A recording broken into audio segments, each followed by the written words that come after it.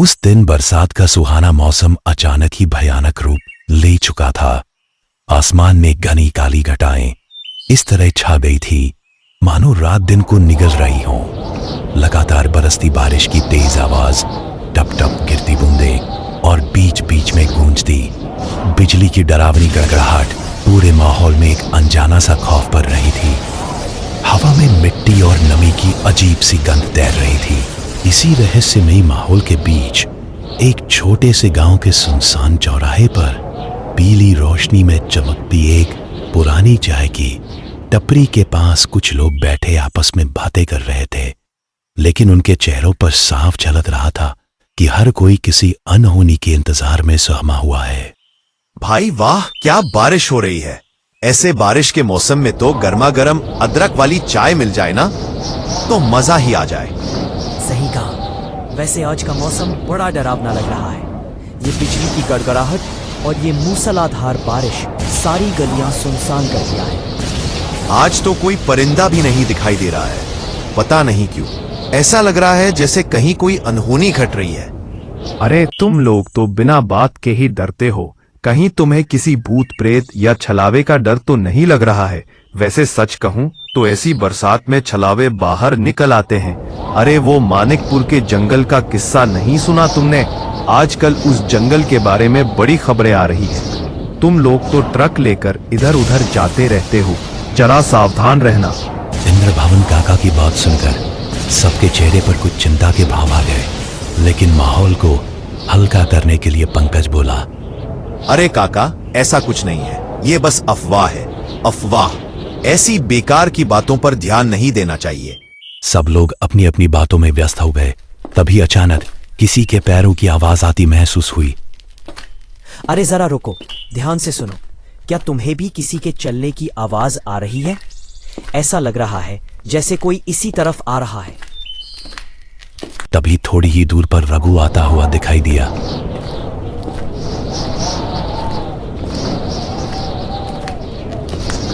अरे ये तो रघु है। बाप रे बाप, मैं तो कुछ और ही समझा था।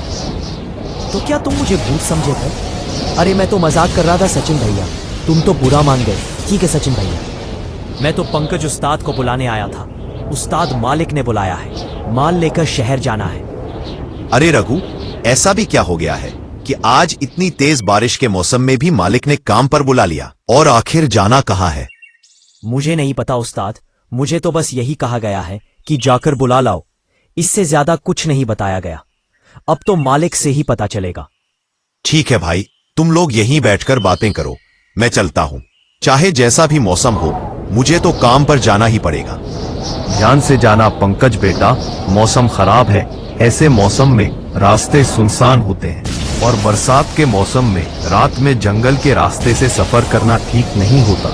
भूत प्रेत और छलावे इधर उधर मंडराने लगते हैं। हाँ काका, आप चिंता ना करें, मैं ध्यान रखूंगा। वैसे मैं किसी भूत प्रेत से नहीं डरता, ये सब कहने की बातें होती है। पंकज ने कह तो दिया कि वो भूत प्रेत में विश्वास नहीं करता, लेकिन उसके जहन में इंद्रभवन काका की बात घूमने लगी। वो इसी बारे में सोचता हुआ रघु के साथ ट्रक मालिक के पास पहुंच गया। पंकज, तुम्हें माल लेकर अभी शहर जाना होगा। वो देशराज भाई का बार बार फोन आ रहा है, इमरजेंसी है। और देखो, मानिकपुर के जंगल से निकलकर जाना होगा। चले जाओगे ना? पर मालिक, जंगल के रास्ते से ही क्यों? और ऐसी भी क्या जल्दी है कि रात में ही जाना है? मैं कल सुबह सुबह ही निकल जाऊंगा।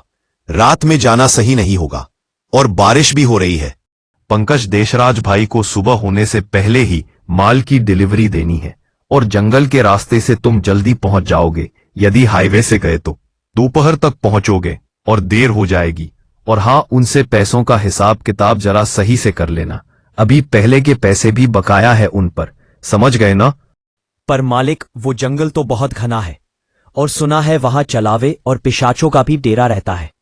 अरे चुप कर रघु, ऐसा कुछ नहीं है। ये सब सुनी सुनाई बातें हैं। ऐसी बातों पर यकीन मत किया कर। मुझे माल लेकर जाना पड़ेगा रघु भाई, क्योंकि मुझे पैसों की जरूरत है। मालिक, मैं चला जाऊंगा। रघु, चल तू भी चल मेरे साथ। पंकज रघु को साथ लेकर शहर जाने के लिए तैयार हो गया। बिजली की तेज गड़गड़ाहट और भारी बारिश के बीच वे दोनों अपनी अपनी सीट पर बैठ गए। पंकज ने स्टीयरिंग को छूकर बजरंगबली का नाम लिया। जय बजरंगबली। पंकज ने ट्रक स्टार्ट कर दिया, लेकिन पंकज नहीं जानता था कि जिस रास्ते का वो सफर करने जा रहा है वो उसका आखिरी सफर होने वाला था।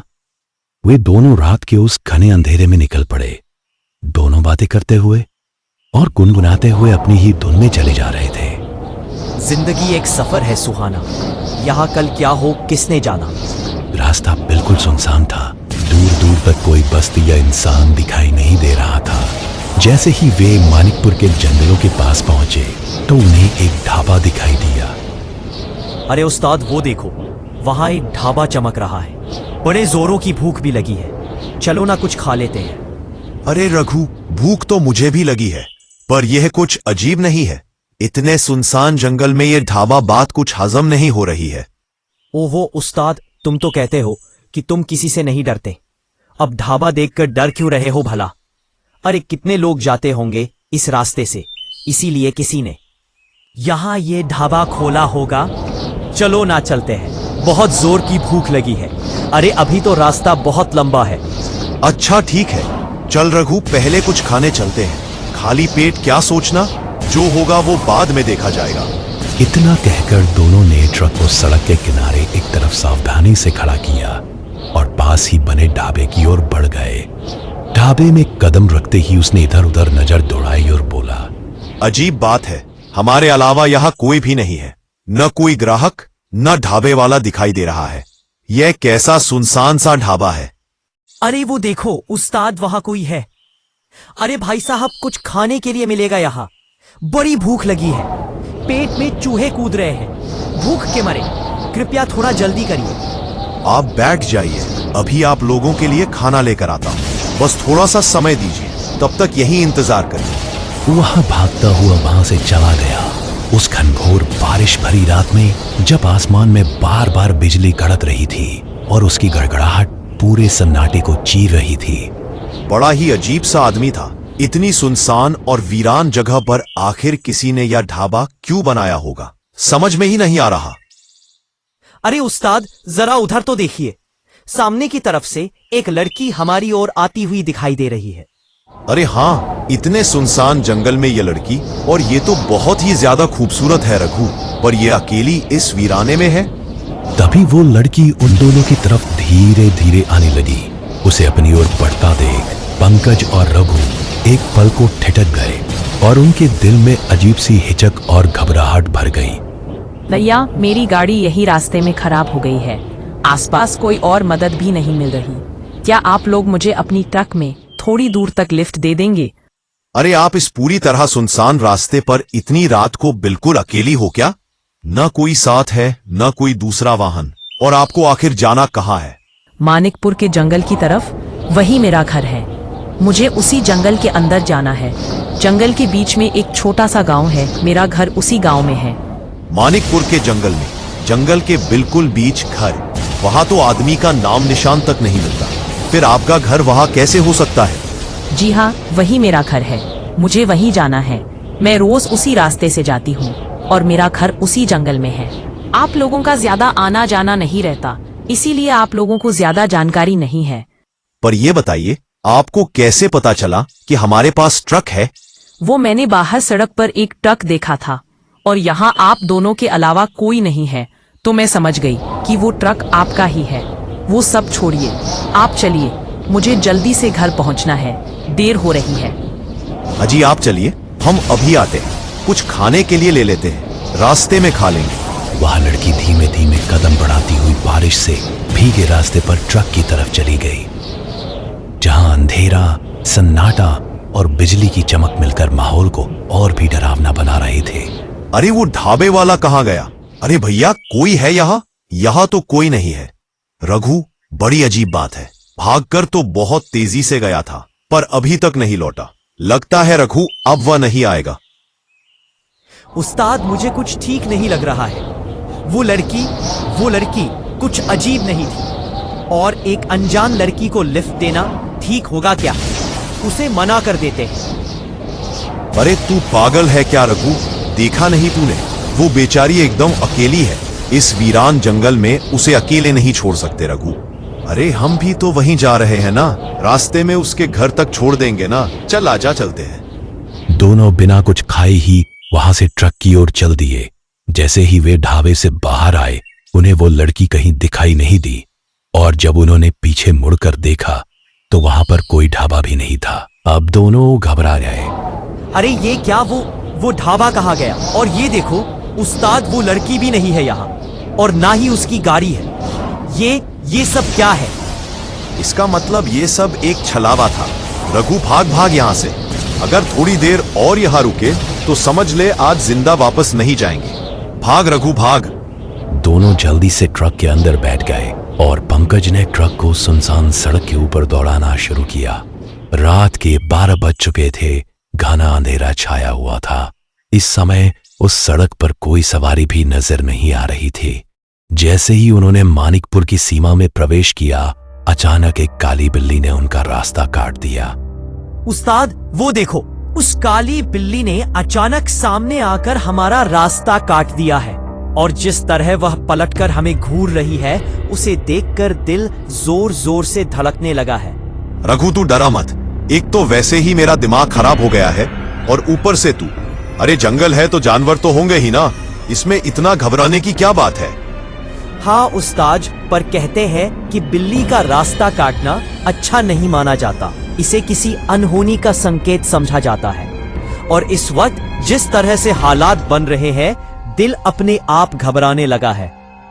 तभी रघु ने ट्रक में बिल्ली के रोने की आवाज सुनी। उसने तुरंत शीशे से बाहर देखा तो घना जंगल और चारों तरफ बड़े बड़े पेड़ ही नजर आ रहे थे।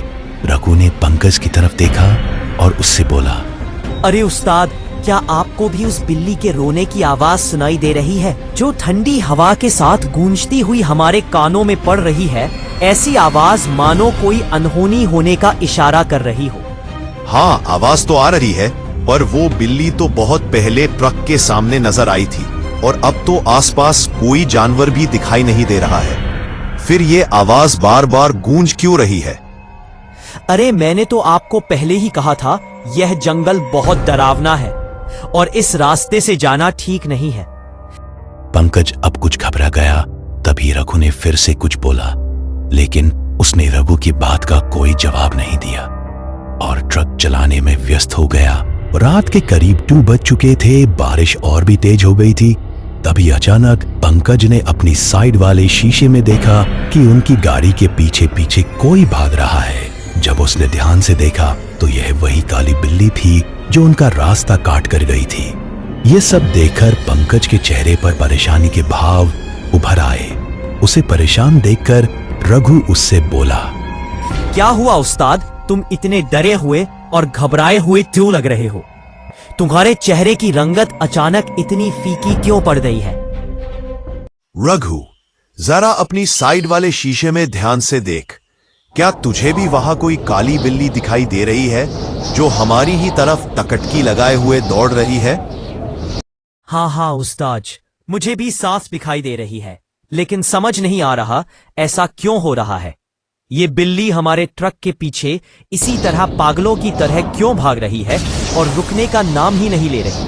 अंधेरी रात में चारों तरफ सन्नाटा और हल्की धुंध के साथ ट्रक की हेडलाइट्स अंधेरे को चीरती हुई जैसे ही आगे की तरफ बढ़ी, तभी उनको एक पीपल का पेड़ दिखाई दिया और उस पेड़ पर उनको सफेद कपड़े जैसा कुछ लटका हुआ नजर आया। जैसे ही वे दोनों डरते डरते थोड़ा और पास पहुंचे, क्योंकि उन्हें साफ दिखाई दिया कि एक औरत पेड़ से उल्टी लटकी हुई है, खुले बाल हवा में बिखरे हुए, और उसका चेहरा अजीब खामोशी में जड़ा हुआ। वो देखो उस्ताद, सामने उस पुराने पेड़ पर कुछ सफेद कपड़े जैसा लटका हुआ दिखाई दे रहा है, जो ठंडी हवा में धीरे धीरे हिल रहा है, मानो किसी अनजानी ताकत का इशारा कर रहा हो। नहीं, वो क्या था अभी मेरी आंखों ने जो देखा? क्या वो सब सच था? रघु, तूने देखा उस पेड़ पर कोई सफेद साड़ी में औरत उल्टी लटक रही थी? कहीं यह भी कोई छलावा तो नहीं था? हे भगवान, ये रास्ता बहुत डरावना लगने लगा है। यहाँ पूरे रास्ते में ना तो कोई गाड़ी है ना कोई आदमी, बस कदम कदम पर छलावे दिखाई दे रहे हैं। अब पंकज ने घबराते हुए ट्रक को तेज कर लिया। रघु ने घबराते हुए इधर उधर देखा तो बस बड़े बड़े पेड़ और पहाड़ ही दिखाई दे रहे थे। अब जैसे ही वे थोड़ी दूर पहुंचे तो उनके ट्रक के सामने धुंध में एक औरत खड़ी हुई नजर आई। ये वही औरत थी जो उनको ढाबे पर मिली थी। अरे उस्ताद, ये तो वही लड़की है जो हमें ढाबे पर मिली थी। ये कोई इंसान नहीं है उस्ताद, ये छलावा है, छलावा। ट्रक मत रोकना उस्ताद, चलते रहो। पंकज ने एक्सेलेरेटर पर पैर दबाया और ट्रक की स्पीड को बढ़ा दिया। जैसे ही उसने ट्रक तेज किया, वो औरत तुरंत वहां से गायब हो गई और ट्रक धुएं को चीरता हुआ आगे निकल गया। अरे वो औरत अचानक कहाँ गायब हो गई? अभी तो यही सामने खड़ी थी। कहीं ऐसा तो नहीं कि वो ट्रक के नीचे आ गई हो? यह सोचकर ही दिल घबरा रहा है। अरे नहीं नहीं, वो कोई औरत नहीं थी, वो कोई छलावा थी उस्ताद। जरा आप ही सोचो, इस समय इस घने जंगल में कोई औरत कैसे हो सकती है, वो भी अकेली इस हालत में। छलावे के डर से घबराहट में दोनों के पसीने छूट रहे थे। अब जैसे ही ट्रक की रफ्तार तेज होने लगी तो अचानक पंकज को ट्रक में कुछ खराबी का एहसास हुआ। पंकज को जल्दी से माल की डिलीवरी करने शहर पहुंचना था, पर ऐसा अभी संभव कहां था।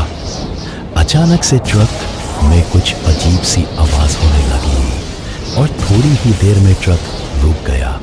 उन दोनों को लगा कि शायद ट्रक में कुछ खराबी आ गई है। वे दोनों ट्रक से नीचे उतरे और चारों टायरों को चेक करने लगे, लेकिन उन्हें कुछ भी खराबी नजर नहीं आई।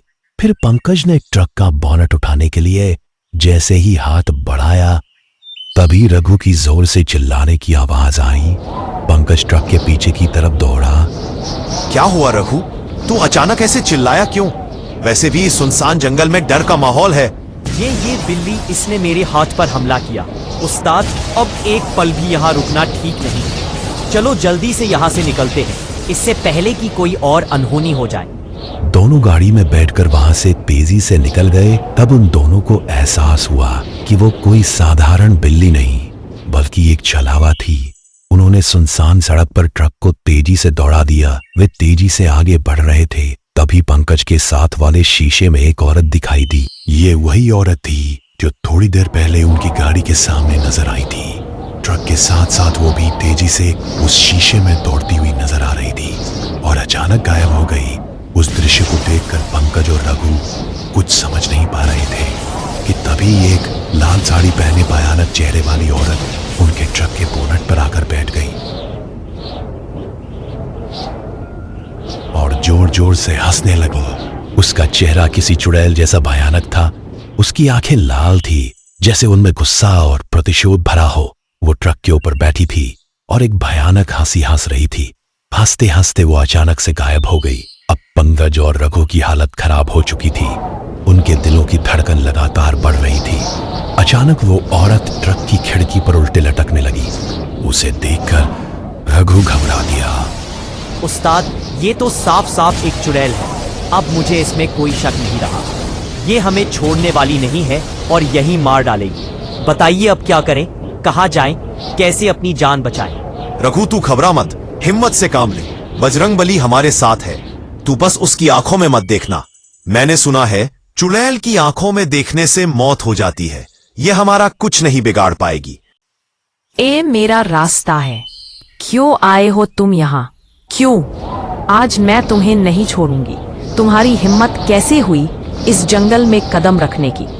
तुम्हारी हिम्मत कैसे हुई? मेरी मर्जी के बिना यहाँ जो भी आता है वो जिंदा वापस नहीं जाता। पंकज हनुमान जी का पक्का भक्त था। वो अपने डर को छोड़कर हनुमान चालीसा का पाठ करने लगा। जय हनुमान ज्ञान गुण सागर, जय कपीस तिहु लोक उजागर, रामदूत अतुलित बलधामा, अंजनी पुत्र पवन सुतनामा, महावीर विक्रम बजरंगी, कुमति निवार सुमति के संगी, कंचन वरण विराज सुबेसा, कानन कुंडल कुंचित केसा। जैसे जैसे पंकज हनुमान चालीसा बोल रहा था, वो चुड़ैल बेचैन हो रही थी। वो अपने कानों को बंद किए छटपटा रही थी। नहीं, रुक जा। इस आवाज से मेरा शरीर जल रहा है। रुक जा, नहीं तो अच्छा नहीं होगा। तू आज मेरे हाथों से नहीं बचेगा। उस्ताद, ये तो किसी साए की तरह पीछा ही नहीं छोड़ रही है। जितना आगे बढ़ते हैं उतना ही करीब आती जा रही है, मानो हमें कहीं जाने ही न देना चाहती हो। हनुमान चालीसा के प्रभाव से यह कमजोर पड़ गई है, अब यह अंदर नहीं आ पाएगी। हे प्रभु, हे बजरंग बली, आज बचा लो, फिर कभी इस रास्ते से नहीं आऊंगा। प्रभु, जब तक रोशनी नहीं मिलती तब तक यह हमारा पीछा नहीं छोड़ेगी। अब तो सब बजरंग बली के हाथ में है। अब बारिश रुक चुकी थी, हल्का सवेरा होने लगा था। दूर कहीं मंदिर से घंटे की आवाज आने लगी। उस भयानक औरत का छलावा, मंदिर की घंटियों की आवाज और सुबह की रोशनी से बेचैन होकर धुएं में घुलकर गायब हो गया। रघु देख, हम बच गए, बजरंग बली की कृपा से हम बच गए। अरे रघु, जब तक बजरंग बली की कृपा हम पर है तब तक हमारा कोई कुछ नहीं बिगाड़ सकता।